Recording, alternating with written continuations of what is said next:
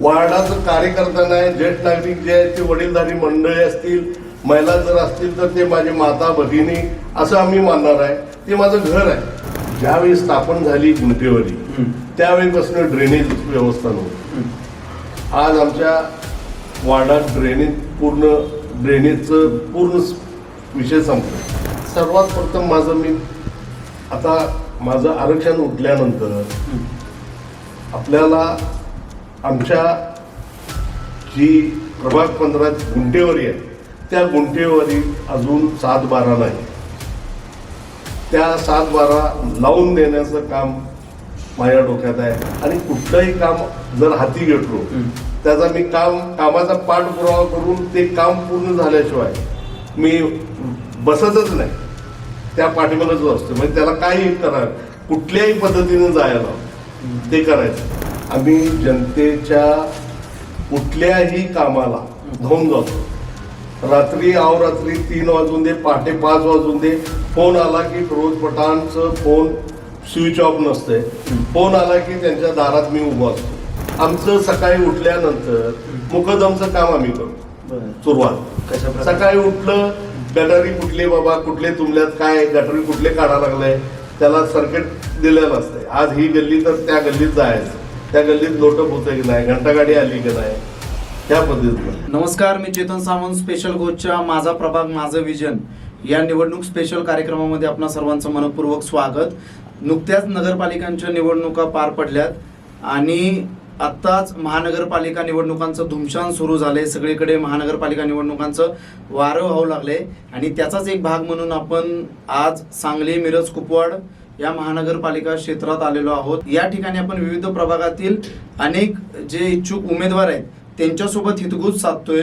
त्यांनी केलेली कामं असतील, त्यांचा प्रवास आणि भविष्यातील त्यांच्या प्रभागाविषयीचे असलेल्या विजन, ह्या सगळ्या गोष्टी जाणून घेण्याचा आपण प्रयत्न आपल्या स्पेशल गोष्टच्या माध्यमातून करतोय.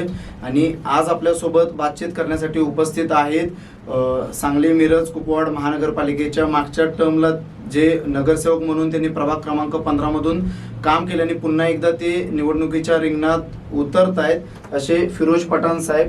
फिरोज पठाण साहेब, तुमचं स्पेशल गोष्टमध्ये मनापासून स्वागत. आम्हाला अशी आशा आहे की तुम्ही अगदी मनमोकळ्यापणाने व्यक्त व्हाल. तर पहिलाच प्रश्न असा आहे की आता मागच्या टर्मला तुम्ही नगरसेवक होता आणि तुम्हाला तशी लिगसी पण आहे. मागच्या अनेक वर्षांपासून तुमचं कुटुंब सक्रिय राजकारणात आहे. अनेकदा नगरसेवक पदावरती तुमच्याच कुटुंबातल्या व्यक्ती होत्या. तर तुम्ही राजकारणात तुमची एंट्री कशी काय झाली? प्रथम आमचे नेते स्वर्गीय मदनभाऊ पाटील यांनी आम्हाला 1998 साली ज्यावेळी महापालिका अस्तित्वात आली, नगरपालिकेतून महापालिका झाली, त्यावेळी आमचे नेते स्वर्गीय मदनभाऊ पाटील यांनी आमच्यावर विश्वास दाखवला आणि आमच्या मातोश्रीला तिकीट दिलं. त्यावेळेपासून 98 पासून जे आमची मातोश्री निवडून आल्या, आमच्या भागाचा रमामाता नगर, काळे प्लॉट, गोंधळे प्लॉट हे गुंटेवाडी भाग आहे. हा गुंटेवाडी भाग, पाकीजा मसूद, पाठीमागे भोसले प्लॉट, अनेक असं गुंटेवाडी क्षेत्र फार मोठं आहे. प्रभाग 15 मध्ये 60% गुंटेवाडी क्षेत्र आहे. मागच्या 40 वर्षापासून आम्ही म्हणजे 98 पासून ज्यावेळी आमची मातोश्री निवडून आल्यानंतर चिखलमय म्हणजे जायला एखाद्या 50 फूट जायचं असेल रोडवरून, गारपीट रोडवरून, तर पावसाळ्यात अक्षरशः बूट न घालता चिखलचे बूट तयार व्हायचे, अशी परिस्थिती आमच्या या प्रभागाची होती. 98 पासून जे काम चालू केले आमची मातोश्रीनं, म्हणजे आमचे लहान बंधू माझे आयुब पठाण त्यानंतर नगरसेवक झाले. त्यांनी पहिला मुर्मीकरण करून डांबरीकरण म्हणजे आमच्या लोकांना डांबरी रस्ते दाखवले. 2 वेळा त्यांचं टर्म झालं आहे नगरसेवक आयुब पठाण साहेबांचं, आमच्या भावाचं माझ्या. त्यानंतर 2 टर्म झाल्यानंतर माझी बहीण निवडून आली. म्हणजे असं करत करत त्या वार्डाचं कायापलट होत होत आतापर्यंत आलं. 2018 साली मी उमेदवार म्हणून मला आमच्या जनतेनं निवडून दिलं, भरघोस मतानं निवडून दिलं. का तर एक जनतेचा विश्वास आहे आमच्यावर आणि जनता आमच्यावर खूप प्रेम बी करते. आम्ही फक्त समाजकार्यातून राजकारणात आलेले लोक आहे. पहिला समाजकार्य केलो, नंतर आम्ही राजकारणात आलो. त्याला जोडून मला हे विचारायचं आहे की तुमच्या मातोश्री 98ला निवडून आल्या, त्यानंतर तुमचे बंधू निवडून आले, त्यानंतर तुम्ही देखील निवडून आला, माझी बहीण आली, बहीण पण आल्या तुमच्या. तर हे असं दुर्मिळ उदाहरण असेल की एकाच कुटुंबातले एवढे लोक सतत निवडून येणं. तर तुम्हाला काय वाटतं की जनता पुन्हा पुन्हा तुम्हाला का निवडून देत असेल किंवा पुन्हा पुन्हा का तुमच्यावरती एवढं मतरूपी आशीर्वाद देत असेल तुम्हाला? आम्ही जनतेच्या कुठल्याही कामाला धावून जातो. रात्री अवरात्री 3 वाजून दे, पहाटे 5 वाजून दे, फोन आला की फिरोज पठाणचं फोन स्विच ऑफ नसतंय. फोन आला की त्यांच्या दारात मी उभा असतोय, 15-20 मिनिटात त्यांच्या दारात असतोय, केव्हाही करून दे. वार्डाच्या लोकांचं प्रेमच एवढं आहे. मी वार्ड म्हणून परवा मी एक मेळावा घेतला आमच्या ज्येष्ठ नागरिकांचं आणि कार्यकर्त्यांचं. ते मेळावा म्हणजे माझ्या कार्यकर्त्यांचं नव्हतं. मी फक्त फोनवर बोलवलेले लोक 1000 लोक आली होती. ते 1000 लोक ही माझी वार्ड म्हणजे आमचं एक फॅमिली घर आहे. घर वार्डाचं कार्यकर्ता नाही, ज्येष्ठ नागरिक जे आहेत ते वडीलधारी मंडळी असतील, महिला जर असतील तर ते माझे माता भगिनी असं आम्ही मानणार आहे. ते माझं घर आहे. मी वार्ड म्हणून प्रभाग 15ला कधीच बघितलं नाही. पण आम्ही ज्यावेळी मी 18ला निवडून आल्यानंतर त्यावेळी आमच्या वार्डातील मग मी असो, मंगेश चव्हाण असतील आणि 2 महिला होत्या आमच्या संघ, वार्डाचं कायापलट करायला मला आणि मंगेशला संधी चांगली मिळाली. सत्ता आमची 2.5 वर्ष नसताना खूप कामे परत झाली. त्याच्यानंतर जे माझ्या वार्डात गेले 40 वर्ष, अक्षरशः 40 वर्ष लोकांच्या घरावर आरक्षण होतं. लोक त्याच प्रश्नाकडे मला यायचं आहे की तुमची 2018 ते 2023 पर्यंत तुमचा कार्यकाळ होता. तर ह्या 5 वर्षाच्या कार्यकाळात तुम्ही असे विशेष ठळक कामं काय सांगू शकता की तुम्ही पूर्णत्वास नेली? तसं झालं, पहिला तर आम्ही 4 नगरसेवक निवडून आलो 2018 मध्ये. 2 महिला 2 जेंट्स. पुरुषमध्ये मी आणि मंगेश चव्हाण असे 2. आम्ही एक 5-6 महिने पूर्ण भाग 25-26 हजार लोकसंख्याचा ते एरिया आहे. पूर्ण भाग आम्हाला म्हणजे दोघांना कव्हर होत नव्हतं. त्याचं फोन आलं, त्याचं फोन आलं, म्हणजे मग मी आणि मंगेश चव्हाण बसून आम्ही दोघांनी एक चर्चा केली की बाबा अर्ध भाग तुम्ही बघा, अर्ध भाग मी बघतो, म्हणजे लोकांची समस्या आपल्यासमोर जास्त उभे राहणार नाही. बरोबर. मग एक 4-5 महिन्यानंतर त्या आमच्या प्रभाग 15 मध्ये आम्ही निम्म वाढ केलो. जे महिला होते त्यांना देखील आम्ही आमच्या सोबत घेतलो. त्यांना थोडं म्हणलो तुम्ही इकडचं बघा, इकडं बघा, असं वाटून घेतल्यानंतर गुंटेवारीचं पूर्ण भाग माझ्याकडे आलं. आज गुंटेवारीचा भाग आल्यानंतर त्या गुंटेवारीवर आरक्षण होतं 40 वर्ष. त्या आरक्षण उठवायला पण यश मला आलं. गेले 40 वर्षापासून जे आरक्षण होतं ते लोक घर म्हणजे बांधायचं म्हटल्यावर लोकांच्या जीवावर यायचं. बाबा बांधल्यावर पाडलं तर काय करायचं, ह्याच्यावर आरक्षण आहे. पण लोकांना हेच माझं विजन होतं, हे आरक्षण मी उठवणार. चांगले चांगले लोक आमदार खासदार यांचं काम होतं, पण त्या घरात म्हणजे वार्ड म्हणजे माझं घर आहे. मी पहिल्यांदा तेच बोललो, ते घर माझं वाचवण्यासाठी माझ्या मतदारांचं, माझ्या फॅमिली मेंबरांचं घर वाचवण्यासाठी मी अतोनात प्रयत्न केला. त्यासाठी कसं शक्य झालं तुम्हाला, म्हणजे एवढं कठीण काम? एवढं कठीण काम म्हणजे आमची एकतर सत्ता नव्हती. सत्ता आल्यानंतर महापौर आमचे राष्ट्रवादीचे झाले. राष्ट्रवादीचे महापौर झाले मी, मंगेश मत. त्या कामासाठी आम्ही अतोनात प्रयत्न केला. त्यावेळेचे नितीन कापडणीस कमिशनर होते आमचे. साहेबांसंग बोलून साहेबांनी मला फार मदत केली, कमिशनर साहेबांनी. मग एकदा आम्ही 5-6 वेळा ट्राव ठेवलं होतं, पण ते ट्राव घेत नव्हते. कायम ते बाजूला नामंजूर व्हायचं, कायम बाजूला ठेवायचं. पण लास्ट टर्मला कापडणीस साहेबांसंग हे निघाल्यानंतर महासभाचं हे पूर्ण तयारी झाली. अजेंडा निघाला. अजेंडा निघाल्यानंतर मी आमचे नेते आमदार विश्वजित कदम यांना भेटलो. त्यांना भेटून मी त्यांच्याशी चर्चा केलो. मी मंगेश बाळासाहेब म्हणतो, आम्ही त्यांना बाळासाहेब म्हणतो. बाळासाहेब म्हणतो आम्ही आरक्षण आहे आपल्या इथं, आयुक्त साहेबांसंग चर्चा करून तुम्ही जरा सांगायला लागतो. बाळासाहेबांना त्यांनी खास भेट घेऊन सांगितले. मग त्या अजेंडा निघाल्यानंतर 1 मध्ये एक तरतूद आहे महापालिका. 1 मध्ये आरक्षणचा विषय आम्ही ठेवला आणि 1 मध्ये विषय ठेवून ते आरक्षण पास करून घेतलं.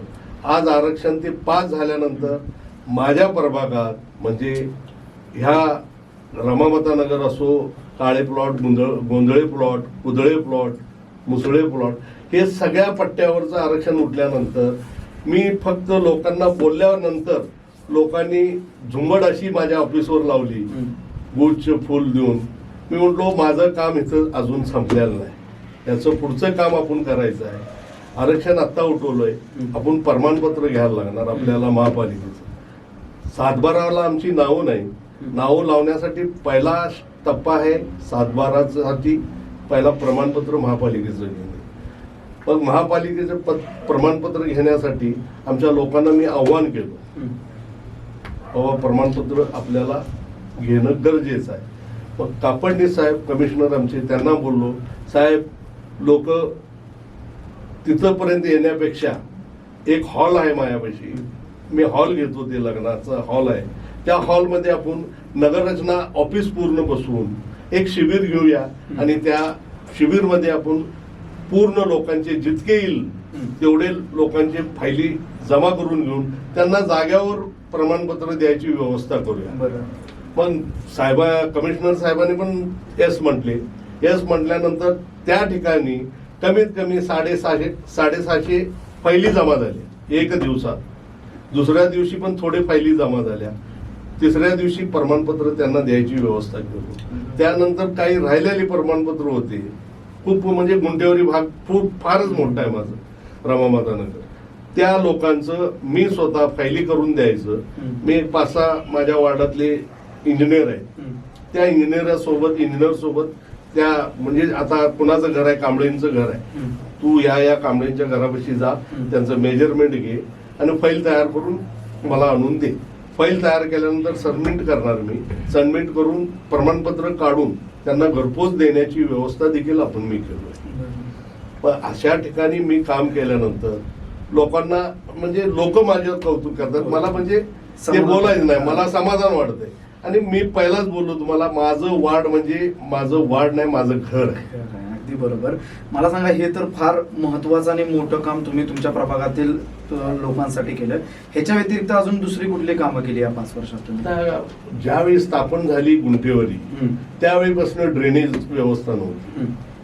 आज आमच्या वार्डात ड्रेनेजचं पूर्ण विषय संपला. एक मोजक्यात 3-4-5 गल्ल्या राहिल्या असतील, येणाऱ्या काळात ते देखील होऊन जातील. म्हणजे असं कुठं गटर कुठं नाही, असं कुठल्या विषय नाही. डांबरी रोड पूर्ण एक चांगली कॉलनी जे म्हणतोय आपण, ही गुंटेवारी आहे असं कोण म्हणणार नाही. बरोबर. बाहेरचं कोण पाहुणा जरी आला मुंबई पुण्यावरनं तर बाबा ही गुंटेवारी आहे असं तुम्ही म्हणत नाही. हे तुमची कॉलनी छान आहे, रस्ते चांगले आहेत, मोठे आहेत, गटारी आहेत, ज्याचं त्या ठिकाणी व्यवस्था आहे. म्हणजे लोकांना येणाऱ्या पाहुण्यांना पण ते हे वाटतंय. त्यांना आम्ही जर बोललो ही गुंटेवारी आहे आमची, अजून आमच्या नावावर नाही, येणे नाही आमचं म्हटलं तर अरे गुंटेवारी चांगलं आहे काम तुमचं, तुमचे लोक इथं चांगली निवडून दिलाय. कोण दिलाय? मंगेश आहे, फिरोज पठाण आहे, ओळळे आहेत, असं किरुपळ आहेत, म्हणजे असं नाव निघतंय प्रत्येकाचं.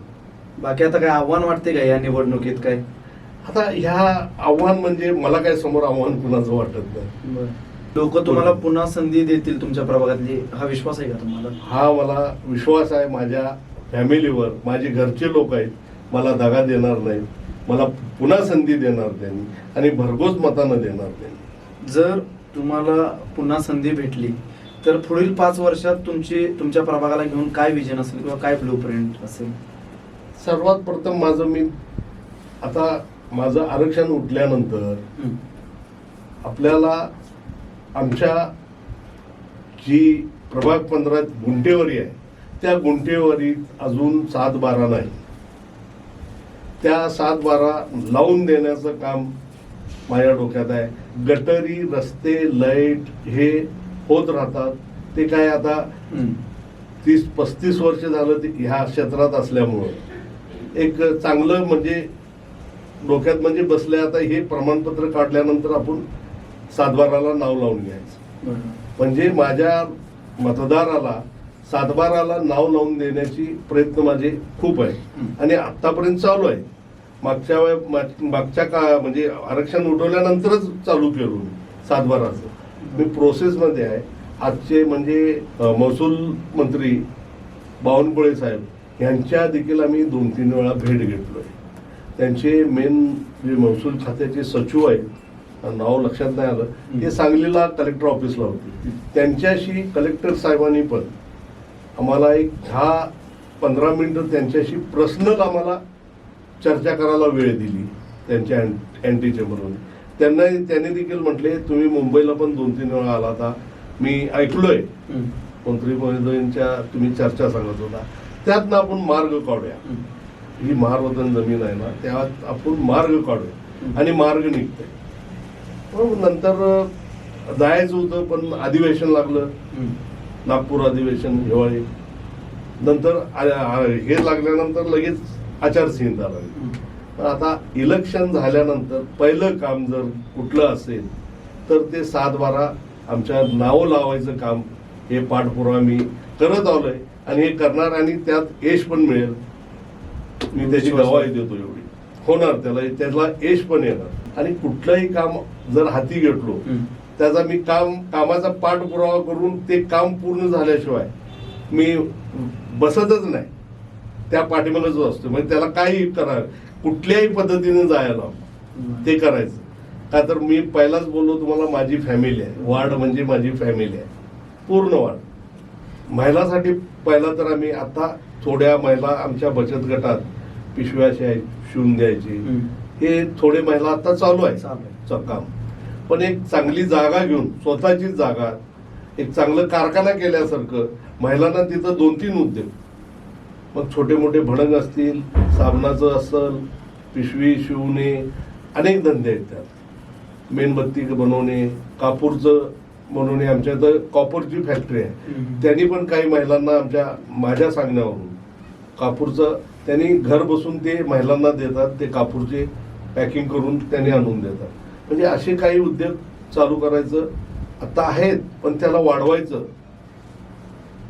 वाढवून त्या पूर्ण महिलाला जे रोजगार मिळेल ते एक समाधान आहे. आणि युवकांना खेळाला ग्राउंड म्हणजे ते मी सांगितलो त्या पद्धतीनं ग्राउंड होईल. बरोबर. आणि आज एज्युकेशनसाठी मला वाटतं 8-9 वर्षापूर्वी मी एक परमिशन घेऊन ठेवलं शाळेची 7वी पर्यंत, पण आजपर्यंत केलं नाही. ती जागा आणि हे एक चांगल्या पद्धतीची मोफत शाळा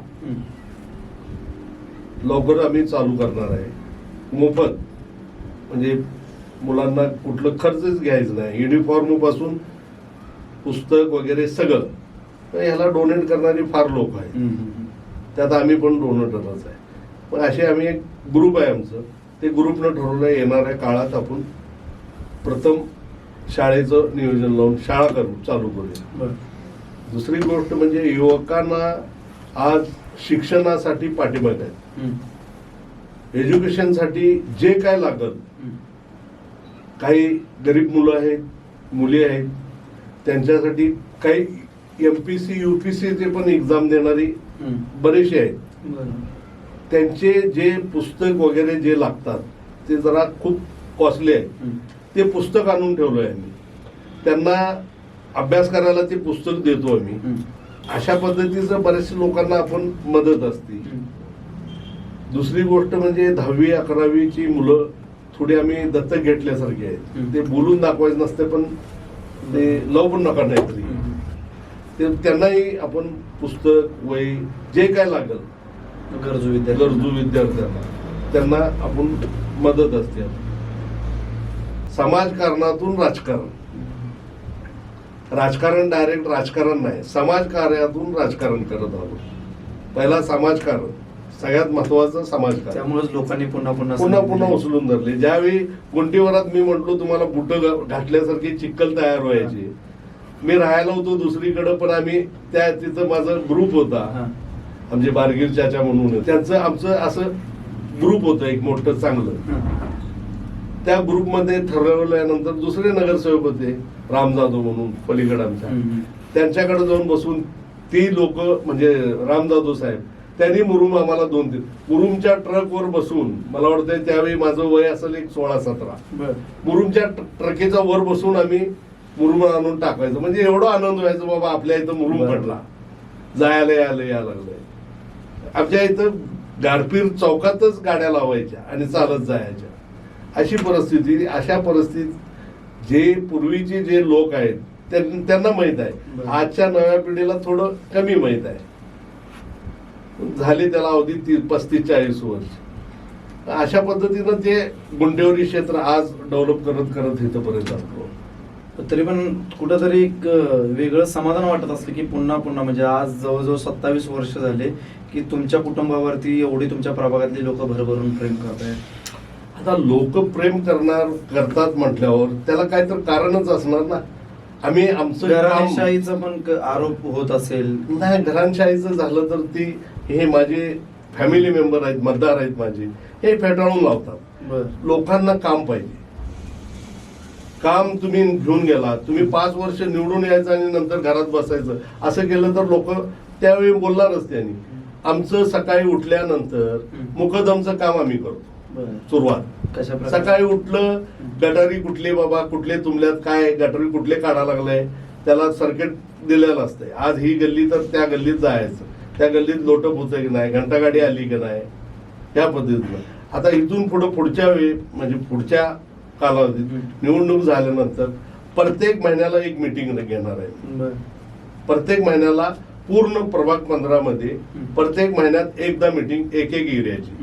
म्हणजे समजा 20 गल्ल्या आहेत, ते 4 गल्ल्याचे असे प्रत्येक वार्डात, भगतसिंग चौक असो, पत्रकार नगर असो, प्रत्येक प्रभागामध्ये जेवढं प्रभाग आहे, मुजावर प्लॉट असो, असं प्रत्येक प्रभागात महिन्यातनं एकदा एक मीटिंग घ्यायची. त्या समस्या काय तिथले जाणून घ्यायच्या, त्या समस्या लगेच जाग्यावर सोडवायच्या. असं एक आमचं मनसा म्हणजे मानस आहे पुढच्या वेळी. आता प्रभाग 15 मध्ये रमामाता नगर, काळे प्लॉट, कत्तलखाना रोड, ह्या रोड लगत एक गंजीखाना म्हणून ओपन पीस आहे 2 एकरचं. कापडणीस साहेब ज्यावेळी कमिशनर होते ते आम्ही स्वच्छता करून तिथं म्हशी वगैरे गेलं, झुडपं एवढी होती म्हणजे ते बाबळीची झाडं, त्या झाडात जर एखादी म्हस बीस अडकली तिथं मरून पडली होती, असं 2-3 वेळा घडलं, कुत्री बित्री. ती स्वच्छता केली आम्ही. स्वच्छता करून आम्हाला त्यावेळी अजून ते महाराष्ट्र शासनाचं त्या उतार्याला नाव आहे त्या गंजीखान्याचं. त्याचं पाठपुरावा आम्ही केलो आहे शासनादरबारी. शासनाला मागणी केल्या, ही जागा आम्ही डेव्हलप करतो, आमच्या सांगली मिरज कुपवाड महानगरपालिकेच्या वर्ग करा, आणि आम्ही तिथं एक चांगल्या पद्धतीनं चांगली म्हणजे कॉलनी चांगली एक आहे आमची, त्या कॉलनीत आम्हाला ओपन पेस नाही, ते ओपन पेस तिथं घेतल्यानंतर एक चांगलं गार्डन, छोट्या मुलांना खेळायचं साहित्य आणि ट्रॅक फिरायला, बाकीचे जे काही सुविधा आणि करता येईल ते करायचं, असं ते आमचं आता पाठपुरावा चालू आहे. त्याला पण यश येईल मला 100%, मला गॅरंटी आहे ती, त्याला यश येईल मला. आणि एकदा शब्द दिलं पटांनं तर केल्याशिवाय राहत नाही, हे सगळ्या आमच्या प्रभाग 15च्या लोकांना देखील माहित आहे. खोटं बोलायचं असं आमच्यात नाही. तर आज अगदी प्रचाराच्या धामधुमीत असताना देखील फिरोज पठाण यांनी अगदी वेळात वेळ काढून आपल्यासोबत संवाद साधला, मनमोकळेपणाने गप्पा मारल्या, त्यांचे विजन मांडले आपल्या स्पेशल कोचच्या माझा प्रभाग माझा विजन या कार्यक्रमात. त्याबद्दल त्यांचे मनापासून आभार आणि धन्यवाद. थँक्यू. धन्यवाद.